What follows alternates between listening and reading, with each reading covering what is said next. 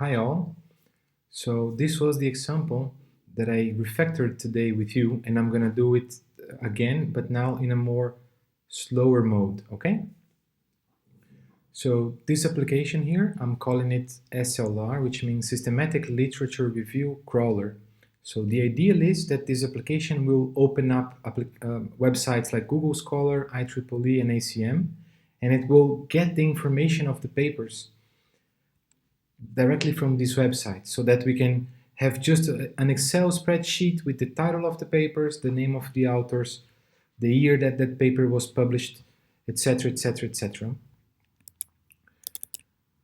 Let me show you an example of what it looks like. So if I go to Google Scholar and then I type something, for example, software engineering, Google shows me this, right? And what the tool does is the tool visits this page, then gets the title, gets the name of the author, Mr. Humphrey here, 1995, 2000 citations, so on and so forth.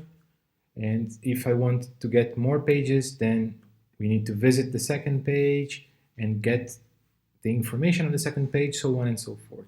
And the same for all the other libraries. For example, the IEEE Explore, which is the website from IEEE to search stuff, you can do the same here. So if we search software engineering, it will bring us papers related to software engineering. The interface is a bit different if you compare to Google Scholar, of course, but the information is the same. So the name of the paper, the name of the author, the conference, the year, the number of citations, etc., etc. And I have an initial implementation here. I am not going to dive into each one of the classes and how it works, so that's homework for you.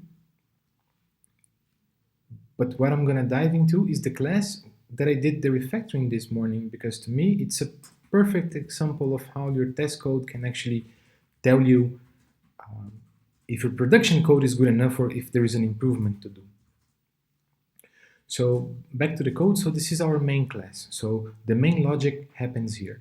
So SLR crawler, to be constructed right now, I need to receive a list of libraries, and each library, so a library represents a library like Google Scholar and ACM. So I created this interface that represents each one of the libraries. So then if you see here in the left part of my IntelliJ, each of the libraries, they have a definition of what a library is. And for now, you don't have to bother about this so much, but it's basically all the logic to handle ACM, IEEE, and Google Scholar. So I can receive many of those, so a list of libraries to be processed.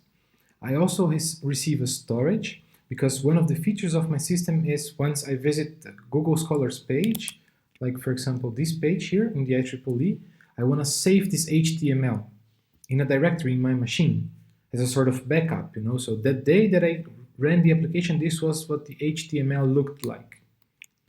And this class handles this saving feature that I just mentioned. I just called it HTML page storage because it's just fancier. And then an outputter.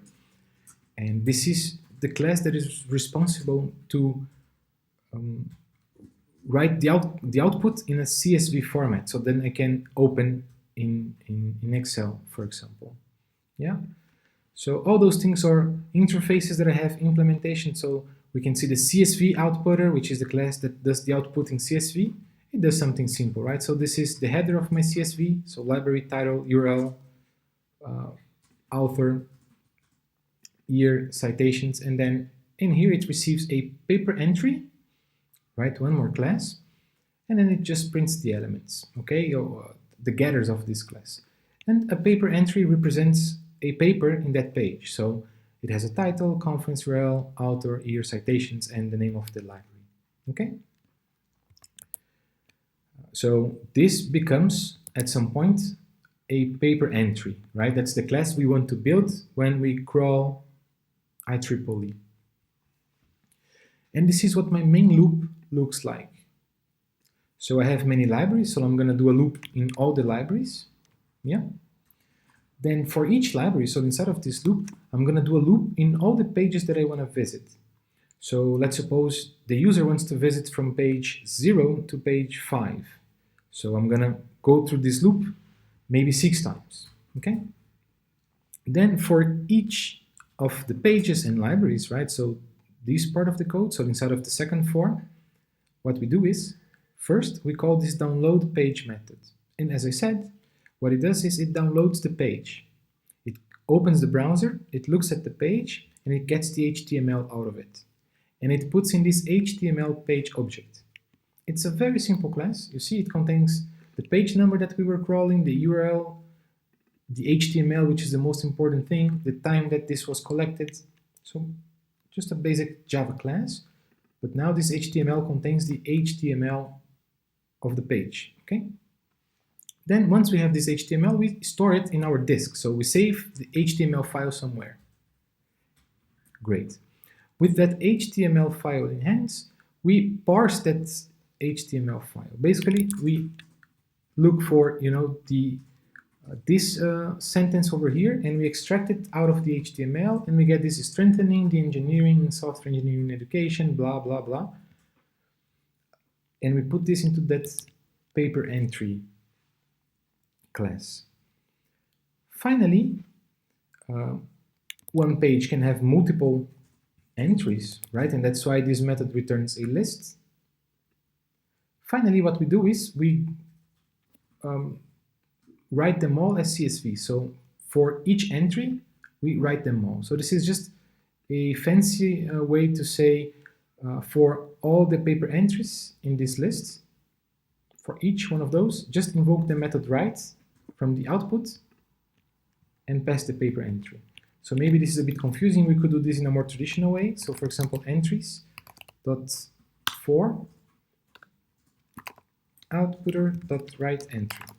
Okay, so the previous code does the same, but just in one liner, it's the same. So you don't have to understand the details of each one of those classes, and that's actually the beauty of object-oriented programming, right? You don't care about the internals, you just care about what it does. So you know that this downloads the page, you kind of don't care how. You know that this parses the page, you don't care how. You know that this prints the information as CSV, and you kind of don't care how as well. What we need to do now is we want to test this piece of code. So it's not so complicated, right? So just 2 fors, and then we just call some methods. But testing this is tricky. Why?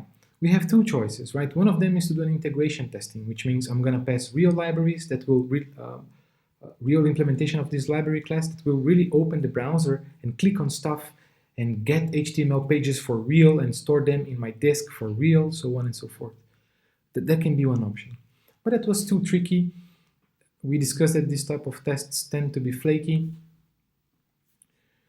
So I wanted to avoid that. Yeah, so I wanted to do some unit testing here, and my plan was to mock the dependencies. So basically to mock everything that is in here. So this SLR crawler receives a list of libraries.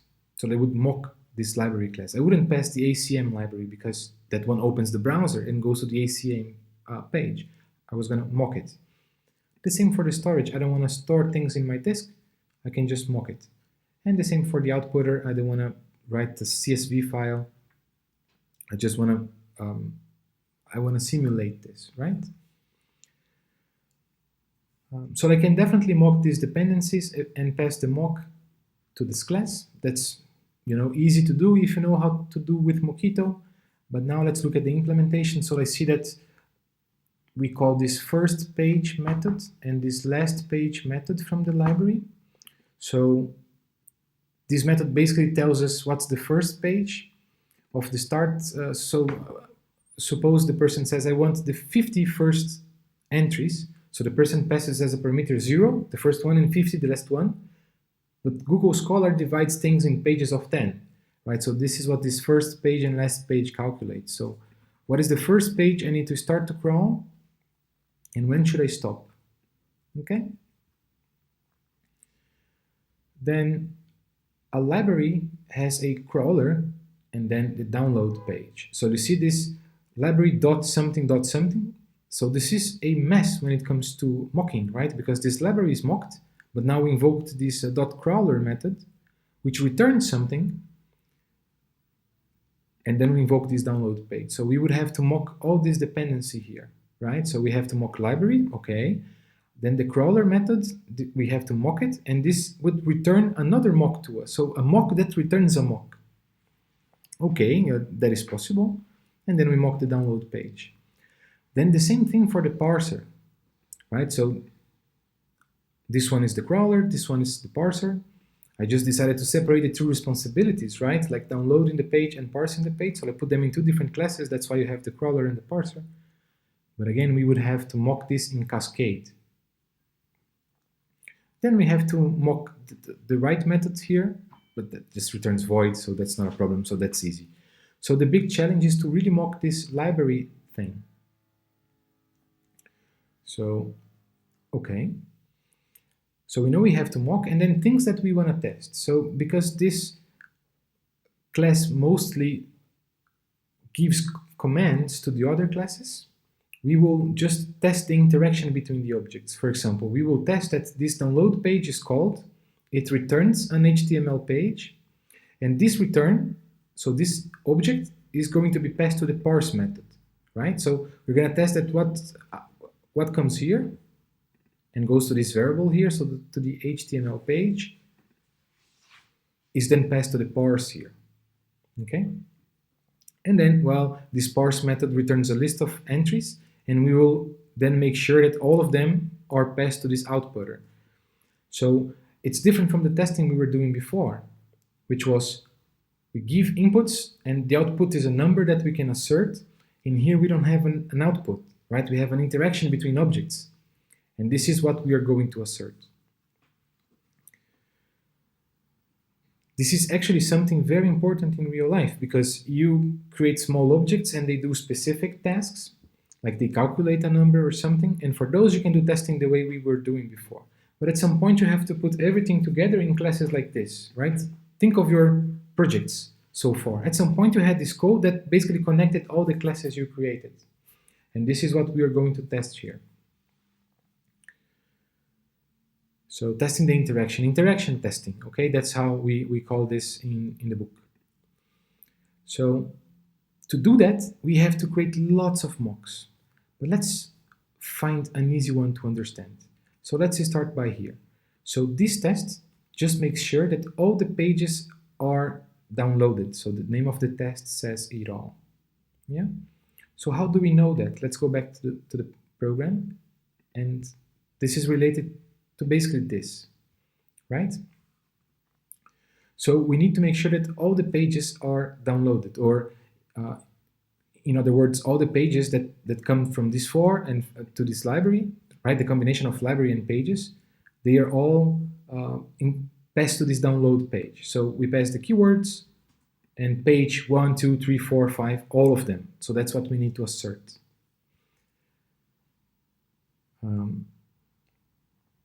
Yeah. So, but in order to get there, we have to create the mocks. So the first mock that I need to create is the library. So let's go to this create libraries. So I have L1. L1 is a library that is mocked. Yeah, and I created library 2. So just to play with two libraries because that was already a lot. So L1 is a mock. And then I define that, well, when the crawler method is invoked, I return C1. C1 is another mock, but now a crawler. Remember that I said that because of this chain of events, we need to teach to the mock what the crawler does, and this crawler will return another mock that then has the download page method that we want to verify. So I do the same for the parser. So P1 is also a mock. This gets really clear to you if you later explore what this library interface is about, okay? So I do this for library 1. So, and you see, pay attention that I say that first page will return 0 and stop at will return 2. So we have to go to pages 0, 1, and 2, okay? And then we do the same for library 1.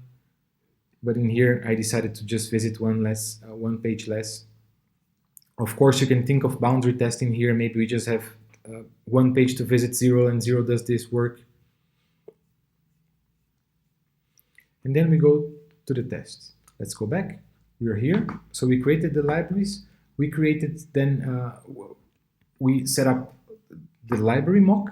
So if the crawler method is invoked, it knows what to do. If the parser method is invoked, it knows what to do, so on and so forth. So all the methods from library, again, which is this one, first page, last page, crawler, and parser, all of them are mocked. Yeah? And my mock knows what to do. Then let's go back. The next thing is to set the crawlers, right? Because remember that the library returns a crawler, and we need to set those mocks up. So you see, this is what I'm saying to you. This is a lot of code to make this work, but we'll get there. So crawler 1, let's set it. So we know that when the download page method is invoked with keywords and 0, it returns HTML of the page 1.1.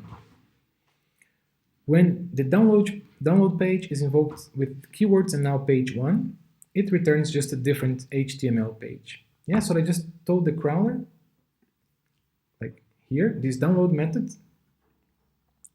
when page is 0, it's going to return one object. When page is 1, it's going to return another object. Yeah.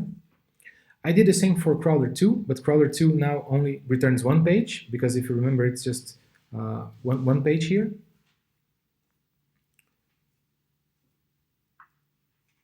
Then going back, we are now ready. So the library knows what to do, the crawlers know what to do, the parsers know what to do.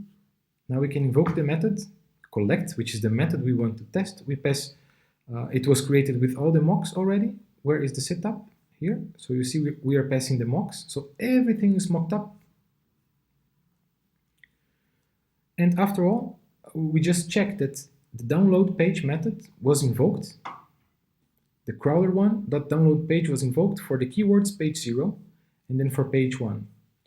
And then for C2, page 0. Okay? Perfect. So this is how we test that this interaction is working. So for all the pages of all the libraries, this download page is invoked. Then we have to do the same for the .store method, right? This one that we are storing the things on the disk. The same for the parse, so on and so forth. So you see, it was a lot of work to make sure everything was working. Really tricky, too much. What do we learn from this? We see that if it's really too complicated to do something, and if you're relying on too much mocking, this means you can change the way your implementation works. Okay? To make it simpler. And then I came to this realization. The test is only complicated because I have these two nested fors, right? Because of those two fors, I have to account for all the possible libraries that come here, for all the different pages that will come here, so on and so forth. However, if I wanted to test only this, right, like only this, the important part to me, because, you know, I know that the fors work and I could test the boundaries, of course, but that's not so complicated. The tricky interaction part is in this blue part there, and this is what I want to test. And if my focus was there, I just have way less things to think about, because I don't have many libraries in here, right, in this snippet of code. I already have a library that is selected, right? So that was my insight. So maybe I can move this to another place. So let me just, you know, for us to see, let's suppose this was in another method. Let's call it do magic, yeah? Let's suppose this method is public, and I want to test it. Forget about the collect method. We just care now about this do magic method. Testing it is just way simpler now, because it depends on a single library. It receives the page. So now all I have to do is to mock one library, and then to mock one crawler, and to mock one parser, and to mock the outputter. So it's way less, yeah? And it was simple. Great, this looks like a good decision. So what we can do is to move these to a different class, okay? So what I'm going to do now, I'm going to go to the source code that I have, the refactored source code, which is in the master branch. So let me go to the master branch. Oops. I did some changes. Let me reset those changes, and then I can go to the master.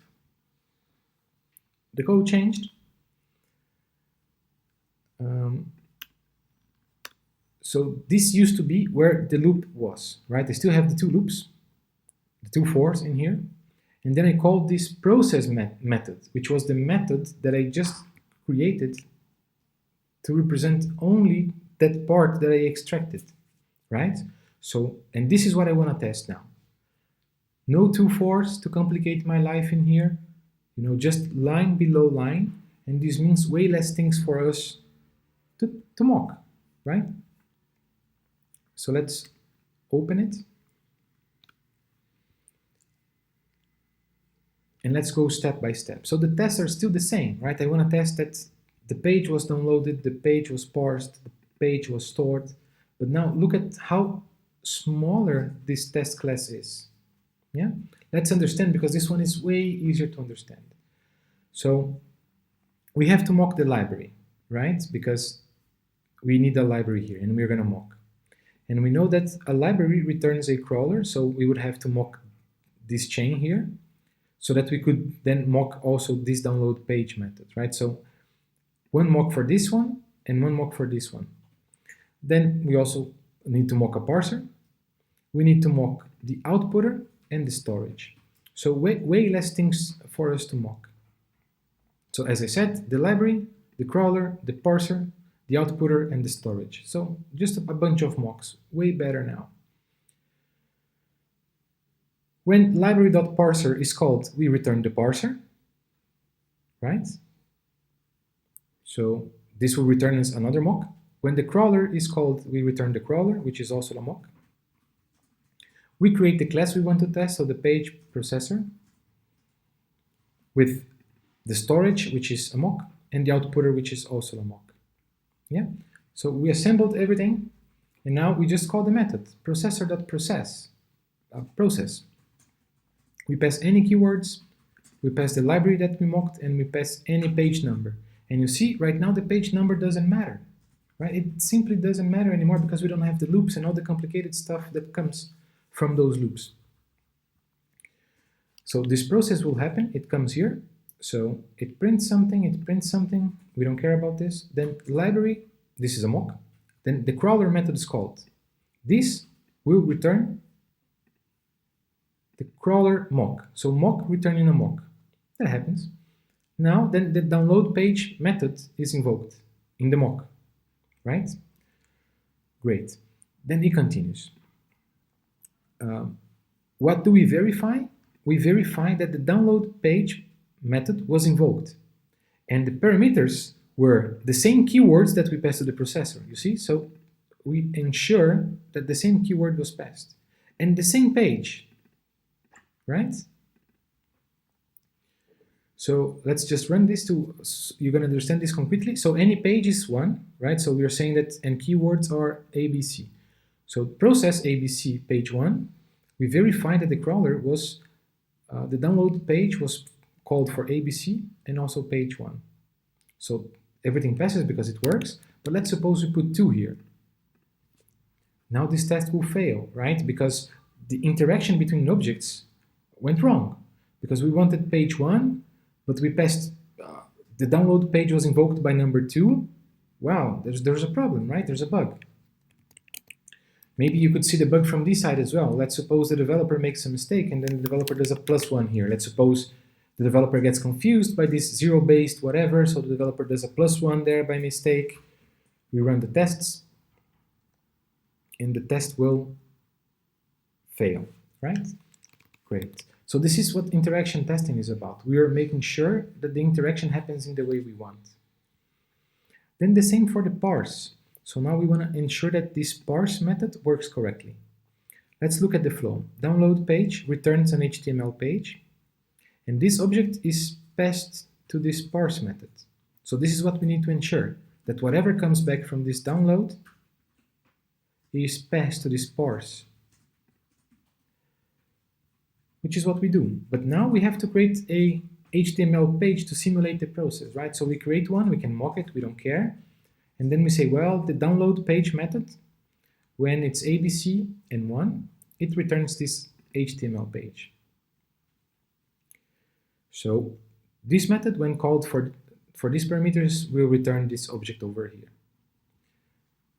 We then call the method in production that we want to test, the process, and now we verify that the parser,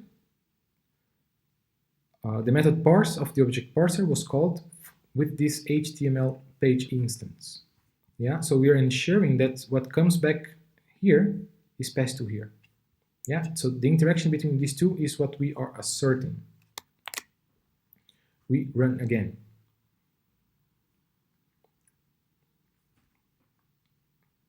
It should work. Yeah, great. We do the same for the storage, right? So if I look here, the storage is also the same HTML page object. Yeah. So basically, the test will be the same, right? So these two things are very similar. So we create an HTML page, but now instead of verifying the parser, we verify the storage. Great. Now, the only thing we are missing is this outputter.write. So it was a for each loop, if you remember in the other version. And what it does, so everything that comes back from parse, so this list of paper entries, so all the papers that are here are passed to this write method. And this is what we assert. We create two fake entries, and then we teach the method to return this list, so entry 1 and entry 2, when parse is invoked with HTML pages parameter, right? So the flow is happening. We call the method, and then we verify that the outputter.write was invoked for entry 1 and for entry 2. Again, all the paper entries that were produced by the parser are now passed to this write method over here. So this is what interaction testing is about. And now it's just simpler, right? Because the code was refactored. Of course, we can also test the loop. Let's open the loop. So we have these two loops in here, and we need to exercise and maybe play a little bit with the boundaries. And that is also possible to be done, right? Because now we don't care about, so let's look at the source code because this is interesting. Because now all the complicated stuff is encapsulated inside of this process. We don't care more about it. We just care that in this interaction, the process method is called for all the libraries and all the pages. If we check this interaction, we are done. You see, because we delegated the responsibilities. Now the test for the loop is also simpler. We just test that the process is called for everything.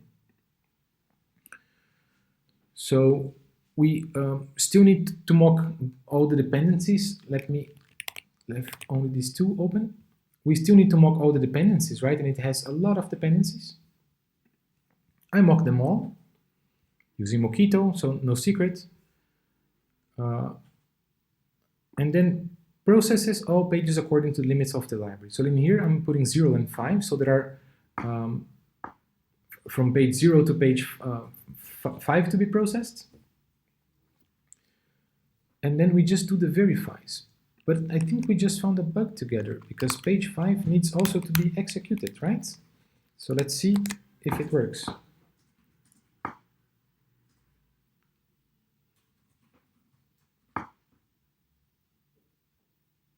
Yeah, of course. Yeah, so this was a bug that I actually found when I was doing the refactoring. This has to be smaller than or equals to. And I could only see these when the code was refactored because it was just easier for my mind to process things.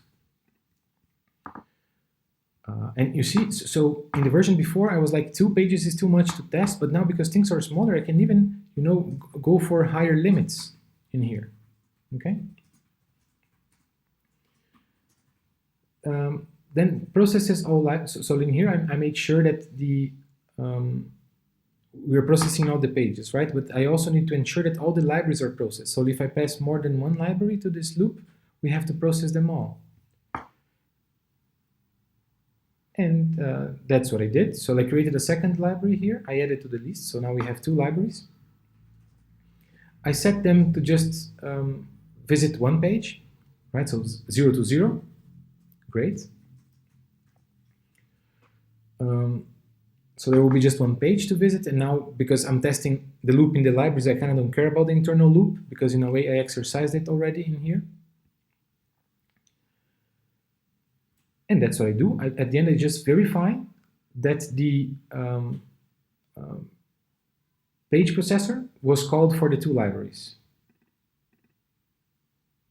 Right? So there are two libraries to be processed, and both of them were processed.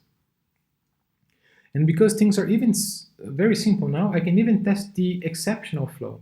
So if this process throws an exception, this exception is caught, right? And we can make sure this happens, okay? How did I test that? So if you compare to the version before the refactoring, this exception handler didn't exist. So in this block, it was just log.error e, right? I was just logging this using log4j, but then it's just pretty hard to do an assertion there. So I created an abstraction to help me to do this assertion. So when the exception is caught, now exception handler is invoked, and now it's just easy, right? Because this is a class that I control and I can mock. So that's what I did. I created a 0 to 5, so there are 5 pages to be processed. And then I said to Mockito that when page processor is on page 1, so the second page to be processed, 0 works, 1 fails, this one will throw this runtime exception. So the loop will start when page is 1, this will throw an exception that will be caught by this catch block. Then at the end, I just verify that the handle from the exception handler was called with this exception. Yeah. Great. So this is very heavy because it plays with a lot of mocks. It is in a piece of code that you do not know so well, but this is real life. And you should get really used to this interaction testing because they do happen a lot in real life. So where you want to just make sure that the interaction of objects happen well. Okay?